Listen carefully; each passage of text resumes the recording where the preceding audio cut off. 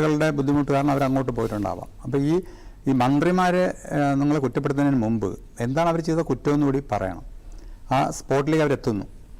അപ്പോൾ അവരകത്ത് കയറി നോക്കാനൊന്നും അവിടെ സമയമില്ല. ബന്ധപ്പെട്ട ഉദ്യോഗസ്ഥർ ആണ് അത് പറഞ്ഞത്. അവിടുത്തെ ആശുപത്രിയുടെ സൂപ്രണ്ട് തന്നെ അത് പറയുകയുണ്ടായി. ഞാൻ കൊടുത്ത വിവരമാണ് അവർ പറഞ്ഞത്. അദ്ദേഹത്തിൻ്റെ മുമ്പേ ഉള്ളത് ഇത് അടച്ചു കിടക്കുന്നു എന്നുള്ളതായിരിക്കും. പക്ഷെ സ്വാഭാവികമായി അത് തുറന്നു കിടന്നിട്ടുണ്ടാകും. അതുകൊണ്ടുള്ള ഒരു വനിത അതിനകത്ത് പെട്ടുപോവുകയും അവരുടെ ജീവൻ അപകടത്തിലാവുകയും ചെയ്തത്. അപ്പോൾ ഇത് ഒരു മുൻവിധി. അവിടെ ഇപ്പോൾ ആളുകൾ ഉപയോഗിക്കാത്തത് കൊണ്ടായിരിക്കും ഇങ്ങനെ അകത്ത് ആളില്ല എന്ന് പറഞ്ഞത്. പക്ഷേ ഇതിൻ്റെ നിങ്ങൾ മറച്ചു വയ്ക്കുന്നൊരു കാര്യം, യഥാർത്ഥത്തിൽ ഈ വാക്കുകളല്ല ഈ റെസ്ക്യൂ ഓപ്പറേഷൻ തടസ്സം നേരിട്ടത്. ആശുപത്രി കോമ്പൗണ്ടിൻ്റെ വളരെ ഉള്ളിൽ ഈ റെസ്ക്യൂ എക്യുപ്മെൻറ്റ്സ് എത്തിക്കുന്നതിനുള്ള ഒരു തടസ്സമുള്ളതായി പത്രങ്ങൾ, ഹിന്ദു പത്രം റിപ്പോർട്ട് ചെയ്തിട്ടുണ്ട്, ഇന്ത്യൻ ന്യൂസ് പത്രവും പ്രധാനപ്പെട്ട പത്രങ്ങളൊക്കെ അത് റിപ്പോർട്ട് ചെയ്തിട്ടുണ്ട്. അപ്പോൾ അത്തരത്തിൽ ഒരു എത്തുന്നതിനുള്ള ഒരു കാലതാമസം ഉണ്ടായി. പിന്നെ ഇങ്ങനെ ഒരു അടച്ചിട്ടൊരു മുറിയിൽ ആളുകൾ ഇങ്ങനെ ഉപയോഗിച്ച് വരുന്നു എന്നുള്ള വിവരം ഈ പറഞ്ഞ മന്ത്രിമാർക്ക് ഉണ്ടായിട്ടില്ലല്ലോ. അപ്പോൾ അത് കൂടി ചേർത്തായിരിക്കും അവരത് പറഞ്ഞത്.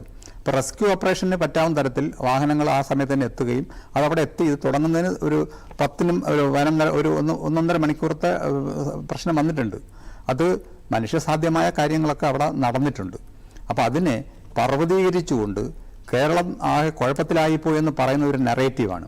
തെരഞ്ഞെടുപ്പ് അടുക്കുന്ന ഘട്ടത്തിൽ ഓരോ ദൗർഭാഗ്യകരമായ ഓരോ സംഭവങ്ങളെയും ഒരു പരിധിക്കപ്പുറം പെരുപ്പിച്ച് കാട്ടി കേരളം നേടിയെടുത്ത നേട്ടങ്ങളെ നിസ്സാരവൽക്കരിച്ചുകൊണ്ട് അടുത്ത തെരഞ്ഞെടുപ്പിൽ നേട്ടമുണ്ടാക്കാൻ വേണ്ടി ഉള്ള ഒരു പണിയാണ് മാധ്യമങ്ങൾ ചെയ്തു തരുന്നത്. ദൗർഭാഗ്യം വെച്ചാൽ ദൂരദർശനും അറിയേണ്ടത് വസ്തുത സത്യമല്ല, സത്യം ചർച്ചയെ കൂടി പുറത്തുകൊണ്ടുവരല്ല. ആദ്യം തന്നെ താങ്കൾ ഒരു സ്റ്റേറ്റ്മെൻറ്റ്, ഇതെന്തുതരം മാധ്യമപ്രവർത്തനമാണെന്ന് എനിക്കറിയില്ല, ആദ്യം തന്നെ താങ്കൾ വിധി പ്രസ്താവിച്ചുകൊണ്ടാണ് ചർച്ചയിലേക്ക് കടക്കുന്നത്.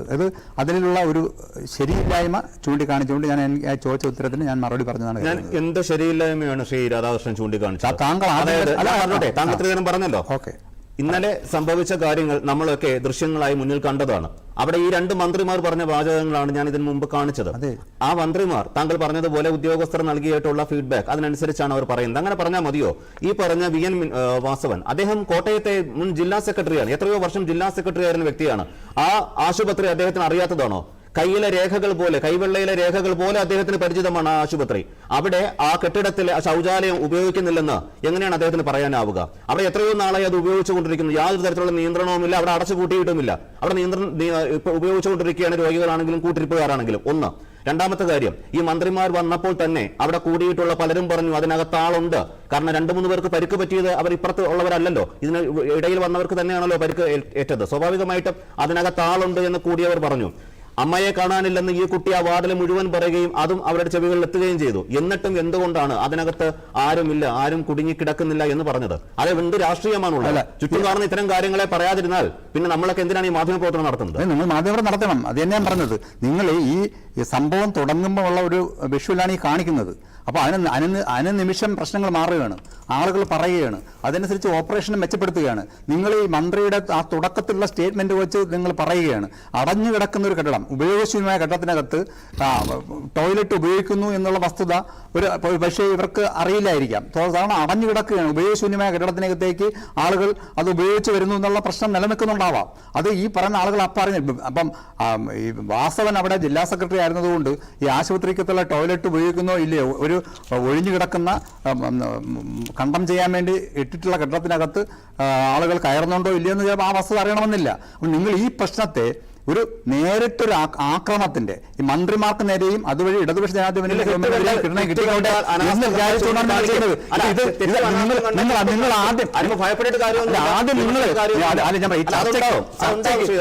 താങ്കൾ ആദ്യം ഒരു ആങ്കറിനെ പോലെ നിന്ന് മധ്യസ്ഥനായിട്ടുള്ള പണി ചെയ്യുക.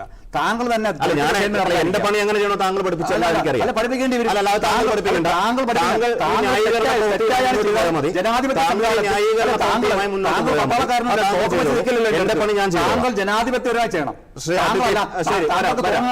താങ്കൾക്ക് പറയാനുള്ളതിന്റെ ഈ ചർച്ച ചെയ്യുന്ന നിങ്ങൾ അടിച്ചമർത്തേണ്ട കാര്യമില്ല. അല്ല, ഈ നടക്കുന്ന കാര്യങ്ങളെ പറ്റി ഞാൻ താങ്കളോട് പറയണം.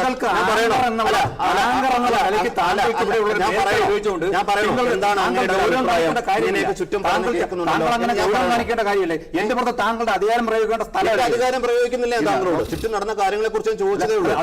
താങ്കളുടെ വസ്തുതാവിരുദ്ധമാണെന്ന് ഞാൻ പറയാം.